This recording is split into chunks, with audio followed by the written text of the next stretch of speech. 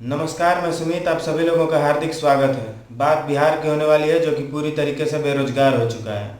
अगर बात 2004-05 से पहले की करें तो उस वक्त बिहार एक ऐसे सरकार के हाथ में थी जिस पर कि घोटालेबाजी का ठप्पा लग चुका है।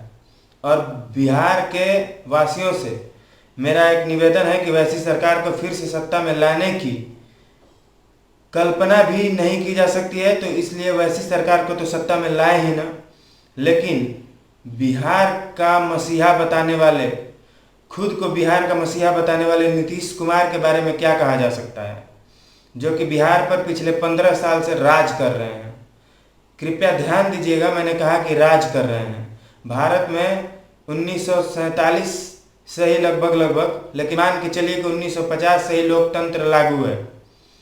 लेकिन आज के डेट में भी बिहार में लोग राज करने आते हैं। इवन कि भारत में भी लोग राज ही कर रहे हैं। यहाँ पर राजतंत्र चल रहा है और बिहार में तो एकदम राजतंत्र ही चल रहा है। वहाँ पर लोग राज करते हैं। वहाँ पर बिहार में लोग सत्ता में जनता की सेवा करने के लिए नहीं, बल्कि जनता पर राज करने के लिए आते हैं। और बिहार की जनता देखिए, बिहार की जनता को इस तरीके से बना दिया गया, इस तरह बना दिया गया है कि अब ऐसा हो गया है कि वो लोग जीने को ही विकास समझने लगे हैं। और ये नीतीश कुमार जो हैं, ये राजनीतिज्ञ कम हैं, ये छलावा करने वाले हैं। ये छलावा करते हैं, इल्यूजन करते हैं एक। और किस चीज का छलावा करते हैं? विकास का। आपको और पूरे बिहार वासियों को ऐसा लगते आ रहा है, अब तक पिछले 15 साल से जब से ये आए हैं, ऐसा लगता है कि बिहार विकास कर रहा है, बिहार ऊपर की तरफ बढ़ रहा है। लेकिन दरअसल ऐसा कुछ होता नहीं है। अगर पर्दे के पीछे आप जाके देखें तो कुछ नहीं है। बिहार एकदम खोखला हो चुका है। बिहार को गरीबी से निदान दिया ही नहीं जा सकता है, क्योंकि अगर बिहार गरीबी से ऊपर उठ के चली आई तो ये जो राजनेता हैं, ये जो बड़े बड़े ऑफिसर्स हैं, ये जो टैक्स पेयर्स जो फंड देते हैं, जो टैक्स पे किए जाते हैं बिहार में, उन फंडों को कैसे लूटेंगे? जब बिहार से गरीबी ही मिट जाएगी तो उन फंडों को लूटेंगे कैसे? इनके जेब कैसे भर पाएंगे? तो इसीलिए बिहार को विकास नहीं किया जा सकता है। बिहार में विकास करना बहुत मुश्किल हो गया है, क्योंकि वहाँ के राजनेता ही ऐसा नहीं चाहते हैं। जब राज ठाकरे महाराष्ट्र से गाली देते हैं बिहारियों को, तो बिहार के राजनेता ऐसा समझते हैं कि बिहार की जनता को गाली दी जा रही है। अरे भाई साहब, डायरेक्टली और इनडायरेक्टली वो बिहार के राजनेताओं को गाली देते हैं। उनकी नपुंसकताओं को दर्शाया जाता है कि तुम्हारे अंदर वो काबिलियत नहीं है जिससे कि तुम अपनी जनता को अपने पास, अपने खुद के राज्य में रोजगार दे सको। तुम्हारी बिहार की जनता दर दर दूसरे राज्यों में भटक कर रोजगार के लिए भीख मांगती नजर आती हैं। और फिर भी उनको किस तरीके से, कितनी बेइज्जती झेलनी पड़ती है, उसके बावजूद भी वो जाते हैं। क्यों? क्योंकि बिहार में तो जीविका चलाने लायक भी कुछ भी नहीं बचा है। कुछ नहीं बचा है। कुछ दिन पहले नीतीश कुमार ट्विटर हैंडल से ट्वीट करते हैं कि बिहारियों को कहीं और जाने की जरूरत नहीं है, बिहार सरकार सारी व्यवस्था कर रही है। क्या व्यवस्था कर रही है? मजदूरों को मनरेगा में अगर 200 रुपये प्रतिदिन देकर आप रोजगार देते हैं तो क्या वो रोजगार है? वो रोजगार नहीं है। कभी आपने उनके बारे में सोचा है जो 10-10 लाख रुपए लगा के इंजीनियरिंग और एमबीए कर रहे हैं? उनका क्या होगा? उनको भी तो आखिर में दूसरे राज्यों में जाकर भटकना पड़ रहा है। क्या बिहार में इंडस्ट्री नहीं खुल सकते हैं? बिहार में ऐसा कोई जगह ही नहीं है जहां पर कि इंडस्ट्री खुल सके। इसका मतलब कि आपका प्रशासन कमजोर है, आप स्ट्रिक्ट नहीं हैं, आप प्रशासित अच्छे से नहीं कर पा रहे हैं। अगर आपसे नहीं हो पा रहा है तो क्लियर आप इस्तीफा दे सकते हैं। आप सत्ता से हट जाइए, किसी दूसरे को आने दीजिए सत्ता में, ताकि वो डेवलपमेंट, वो विकास के लिए कुछ कर सके। ठीक है, इंडस्ट्री नहीं लगाए जा सकते हैं, आईटी इंडस्ट्री या मैन्युफैक्चरिंग प्लांट्स नहीं बैठाए जा सकते हैं। बिहार में बहुत ज़्यादा संख्या में, बहुत ज़्यादा मात्रा में फर्टाइल लैंड है, उपजाऊ भूमि है बिहार की। तो क्या एग्रो बेस्ड इंडस्ट्री भी बिहार में नहीं डेवलप कर सकते हैं? फूड प्रोसेसिंग प्लांट्स बिहार में डेवलप नहीं कर सकते हैं? अगर बिहार का एक 2004-05 का सर्वे देखा जाए तो 2004-05 में बिहार में 54% जनता, 54% पॉपुलेशन बिलो पॉवर्टी लाइन में था, मतलब कि पॉवर्टी लाइन के नीचे था। और अगर जब वो 2011-12 में जब उसका सर्वे फिर से किया गया तो वो 34% पे आ गया। वो पॉपुलेशन अब घट के 34% पे आया, और वो इसलिए सिर्फ आ गया है, वो बिहार की वजह से नहीं आया है, क्योंकि बाकी जो 20% जो जनता है, जो 54% बना के रखी थी, उनमें से 20% जनता को ऐसा लगा कि बिहार में अगर हम ऐसे ही रहें तो ऐसे मर जाएंगे, बर्बाद हो जाएंगे। तो उन लोगों ने बिहार से पलायन किया दूसरे विकसित राज्यों में, जो बिहार से ज़्यादा विकसित हैं उन राज्यों में, ताकि उनको कोई रोजगार मिले और वहाँ से वो पैसे जमा करके अपने परिवार को, अपने बच्चों को अच्छी शिक्षा और अच्छा स्वास्थ्य दे सकें। ये इसमें बिहार सरकार का कोई योगदान नहीं है। जो बीपीएल पॉपुलेशन परसेंटेज 54% से 34% आया है, उसमें बिहार सरकार का 0% हाथ है, उसमें उसका कोई योगदान नहीं है। उसमें जो भी योगदान है वो बिहार की जनता की है, जो बिहार से पलायन कर गए। आप आज के डेट में अभी जो कोरोना काल में इतने मजदूर पलायन देख रहे हैं, अरे अभी तो ये सिर्फ मजदूर जो पलायन किए हुए थे, जो दूसरे राज्यों में गए हुए थे, वो वापस आ रहे हैं बिहार में। उनका क्या, जो इंजीनियर्स हैं, डॉक्टर्स हैं, या एमबीए हैं, मैनेजर्स हैं, जो एमबीए किए हुए हैं, वो भी तो अलग अलग राज्यों में हैं। सारे के सारे अलग अलग राज्यों में अपना नौकरी पेशा कर रहे हैं। वो अभी तक वापस नहीं आए हैं, वो वहीं पे हैं, इसलिए कि वो थोड़े अच्छे पैसे कमाते हैं इन मजदूरों से, उनका खर्चा बर्चा अभी तक चल रहा है, अभी वो तो वापस ही नहीं आए। तो आप जो रोजगार देने की बात कर रहे थे कि सबको रोजगार मिलेगा बिहार में, तो वो कहाँ से मिलेगा? आप एक साल में भी क्या इंडस्ट्री लगा देंगे बिहार में? ऐसा तो होने से रहा। इंडस्ट्री लगाने में, इंडस्ट्रियल एरिया डेवलप करने में बिहार को कम से कम 10 साल लग जाएंगे। बिहार में लॉ एंड ऑर्डर मेंटेन तो हुआ है, लेकिन वो भी इस लेवल तक नहीं हुआ है कि सब कुछ आसानी से हो सकता है।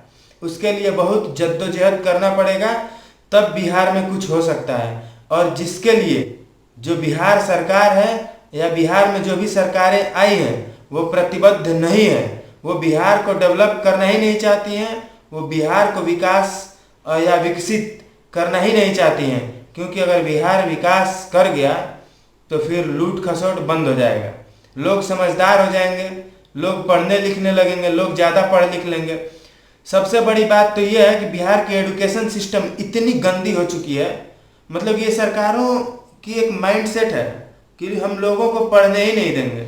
अगर वो पढ़ेंगे नहीं तो जागरूक नहीं होंगे, और जब जागरूक नहीं होंगे तो हमसे सवाल कहाँ से पूछेंगे? हम जो बताएंगे, हम जो छलावा करेंगे, हम जो दिखाएंगे, उसमें वो विश्वास करेंगे। और यही पूरी बिहार की जनता के साथ हो रही है।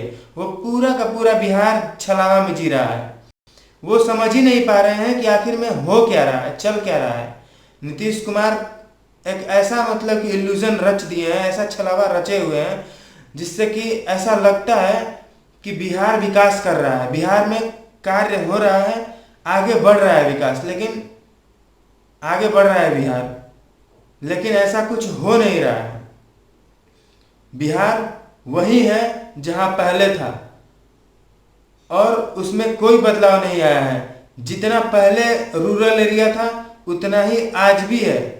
अर्बनाइजेशन हुआ ही नहीं है, डेवलपमेंट हुई ही नहीं है।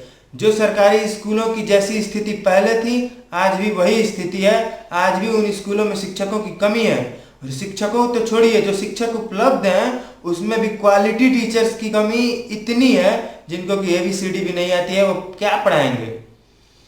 तो सबसे बड़ी तो एजुकेशन सिस्टम है। एजुकेशन सिस्टम एकदम खत्म कर दिया गया है, जिससे कि बिहार की जनता को कुछ समझ में नहीं आती है।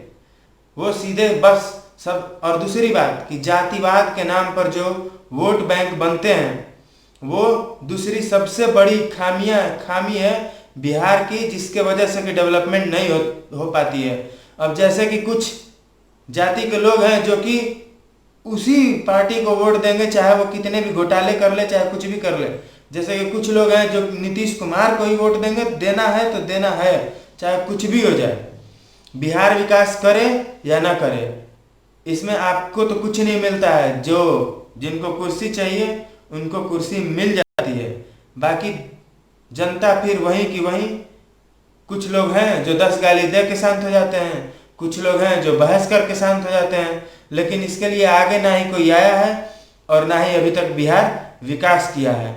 Indian institute of population sciences के डेटा के अनुसार बिहार में पलायन करने वालों की, जो बिहार से पलायन करके दूसरे राज्यों में जाते हैं, दूसरे विकसित राज्योयों में जाते हैं काम करने के लिए, अपना जीविका चलाने के लिए, उसमें उन लोगों का औसतन आयु 32 वर्ष होता है, और जिसमें 80% ऐसे लोग होते हैं जो कि लैंडलेस होते हैं, भूमिहीन होते हैं, या उनके पास 1 एकड़ से कम जमीन होता है। और जो पलायन करते हैं उसमें से 85% ऐसे लोग होते हैं जो कि 10वीं पास होते हैं, और उसमें 75% जो होते हैं वो प्राइवेट कंपनी में काम करते हैं एज ए कैजुअल वर्कर्स। और जितने भी पलायन करने वाले लोग हैं उनमें से सिर्फ 75% ही ऐसे होते हैं जिनमें की इम्प्रूवमेंट दिखती है। बाकी जो 25% हैं वो ऐसे ही जियो खा ही रहते हैं, जितना कमाए उतना खा गए, बाकी कुछ नहीं, इम्प्रूवमेंट कुछ नहीं होता है। और एक जो पलायन करने वाले हैं उनका अगर औसतन बचत देखा जाए तो सालाना बचत 26,020 रुपये होता है। जो बिहार के लोग बाहर जाके पलायन करके दूसरे दूसरे राज्यों में जो कमाने जाते हैं उनका जो औसतन बचत होता है पूरे साल का वो 26,020 रुपये होता है। इससे क्या होने वाला है, अगर साल में आप 26,020 रुपये बचाते हैं, वो भी बाहर जाकर दूसरे राज्य में जाकर कमाकर बेइज्जती झेल कर, तो उससे क्या फ़ायदा होने वाला है? कोई फ़ायदा नहीं होने वाला है। और ये जो पलायन कर रहे हैं, जो पलायन कर गए हैं या जो पलायन नहीं किए हैं, बिहार में जो पत्नियां हैं, जो गृहस्थ जीवन जिनका स्टार्ट हो चुका है, जो कि प्रारंभ हो चुका है, उनकी पत्नियों से अगर आप पूछा जाए या सवाल किया जाए तो उनका मानना यही है, जो पलायन किए हैं या नहीं किए हैं, उनकी पत्नियों का या उनके घर वालों का मानना यही है कि अगर उनके हस्बैंड या उनके घर वाले जो भी मर्द हैं, पुरुष हैं, वो अगर पलायन करते हैं तो उनके घर की स्थिति अच्छी होगी, उनके बच्चों का स्वास्थ्य, उनके बच्चों की शिक्षा ये अच्छी होगी। आखिर में ऐसा क्यों माना जाता है? अगर वो पलायन करेंगे, वो दूसरे शहर में जाएंगे, दूसरे राज्यों में जाएंगे, वहाँ से अच्छा पैसा कमा के घर भेजेंगे, तो उनके बच्चे निजी स्कूलों में, प्राइवेट स्कूलों में पढ़ाई करने जाएंगे। आखिर क्यों सब लोग प्राइवेट स्कूल में ही पढ़ने जाना चाहता है?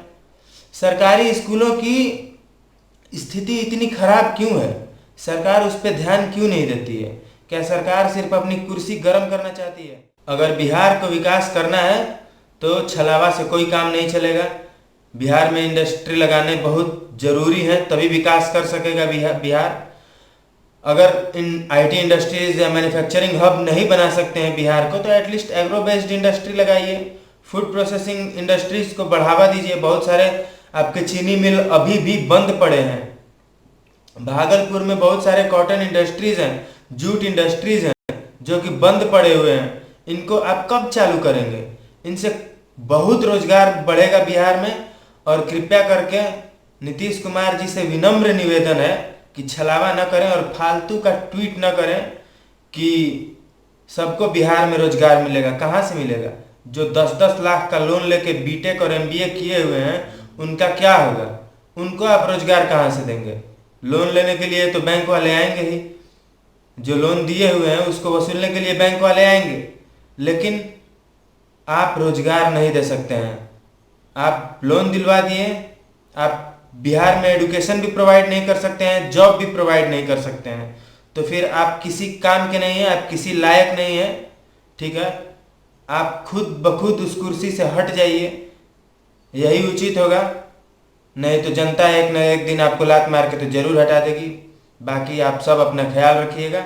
धन्यवाद। जय हिंद, जय भारत, हर हर महादेव।